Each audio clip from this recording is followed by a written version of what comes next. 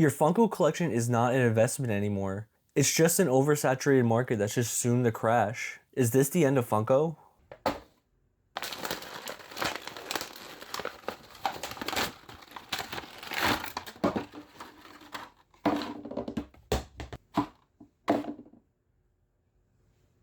Funko has always been the company known for cheap vinyl figure collecting, especially if you're on a budget.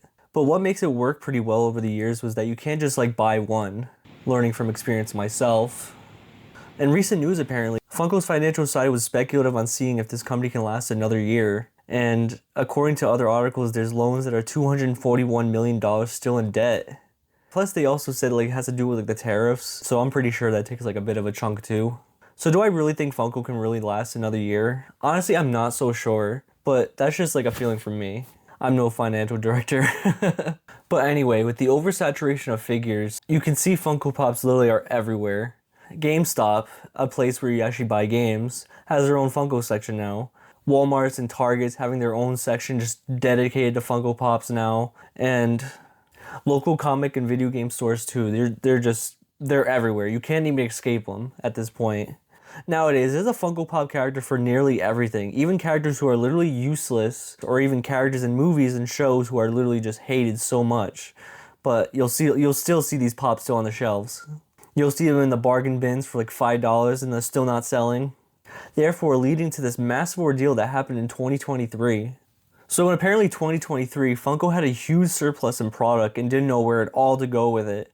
Then with the rising cost of storage and needing more room for the new products coming, they were like, let's just fucking throw it all away, dude. This video actually popped up later on Reddit and revealed that they actually did just that.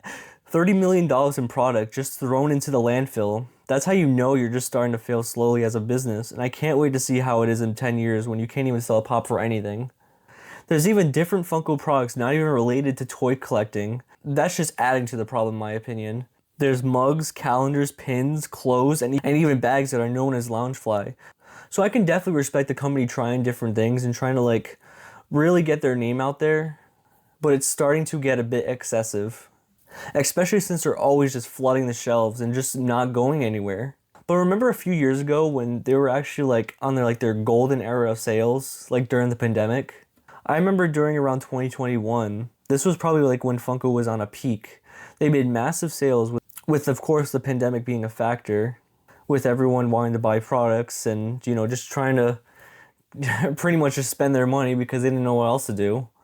Surprisingly, this is also the year I actually got into Funko collecting myself. But what I think helped significantly in sales was the help of Whatnot. Whatnot is an app where you can buy and sell products online. But what made it different to like eBay is there was actually live rooms and chats, and you can actually see your product right on the camera. Not only was this very convenient for the sellers, it was even better for the buyer to see what they were paying for. Now, why am I even mentioning this? I remember in the early days of Whatnot, Funko sales on there were huge. And almost every page I scrolled through had Funko Pops. Even some sellers had massive rooms just filled with it. I can't even imagine what they're doing now since sales have plummeted with the oversaturation. Nowadays, Whatnot is really huge on actually Pokemon cards. And if you go on there now, it's just all Pokemon. Well, maybe, but mainly now it's really just Pokemon. Let me know if you guys think I should do a video on that, actually. With the massive amount of sellers and Whatnot for Funko Pops began to grow, less and less buyers were starting to happen. Eventually leading to just everyone having storage bins of just shit. But there was just one product in particular that really soared in popularity by Whatnot. Now this was like the reason I actually made this like video for it. Funko sodas were mini vinyl figures that were packaged in a metal can shaped like soda can. But what made these like very interesting to me and like many others is that you can actually pull a chase. A chase is a different variant or a design of the figure that's in the can. It can be glow in the dark, painted differently, or even have a whole new mold of it. Even coming with a little pog. And I guess that's what the addictive factor is to sodas, was trying to collect those chases. I bought so many on Whatnot and even had tons of chase pulls. Plus every soda figure even had like a piece count on the pog. Meaning there's literally only certain amounts of each character, with the chases and exclusives having much lower counts, meaning more value to the collector. The product line was introduced in January of 2020. Pretty great timing, I'm not gonna lie.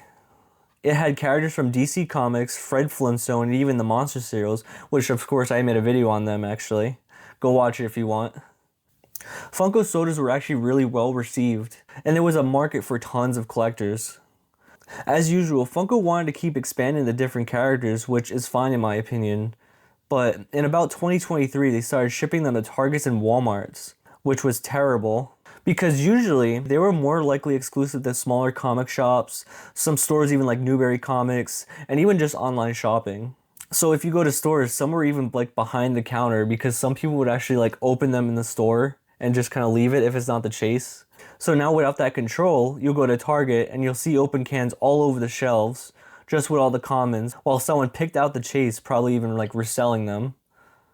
On top of that, Funko even introduces non-piece counts. To a collector, the value felt depreciated heavily, therefore leading to a slow decline. Slowly after 2023, Funko sodas were coming fewer and fewer. The last one I bought myself was the Art the Clown Scare Fair exclusive. But what made this one so different was the chase sticker was on the can. So you can easily just grab the chase. They weren't even trying anymore, it felt like. With more carelessness, the official Funko site even takes down the soda tab in the front page, just slowly burying this product into the ground. Well, I forgot to mention too, one of the probable causes of its downfall is probably the cost of the metal cans. That's my guess at least. I just thought I should bring that up. As of right now, the only available new sodas are only in-person con exclusives. It's a shame really because I was probably one of the few die-hard soda can fans. I remember every time I bought a soda, my friends would actually just like gather around me and hoping that I would pull the chase. We would all just go crazy after we pull it if I do pull it. So how can they potentially fix this? I feel like if you simply just talk with your money, just don't buy their collectibles anymore. But on their end, all I can really think of is just simply just slow down on production. Funko as a company thrives on collectibles being from movies, shows, games, etc. They simply don't need to make 100 different variants of the same characters. Instead, trying to focus on the quality of the figure, the popularity of that character, and simple terms, just see what sells. Focusing on releasing pops in a much slower pace, because literally every single week a new pop gets announced, shown, or released. But in conclusion, Funko is overproduced now more than ever. With tons of new characters and molds being shipped every day, I'm generally hoping the best for them because I'm still a fan of buying them. Or they'll probably just add to the landfills again at this point. The ones I mainly buy are the horror ones. That's like the only ones that I'm like really interested in. Like this past Scare Fair actually just passed and I did get the new Jason, the new Michael. I'm like looking at them right now. The new Captain Spaulding. In seriousness though, the future of Funko is really just up in the sky at this point. Because only the company themselves can really fix what they have already caused. But what do you guys think? Do you guys collect Funko Pops or do you not? Or are you actually just simply looking at new products now that are just better? But anyway guys, as always, like and subscribe. If you want me to make more videos on like figure collecting and all that, just let me know. Let me know in the comments. As always though, thanks for watching.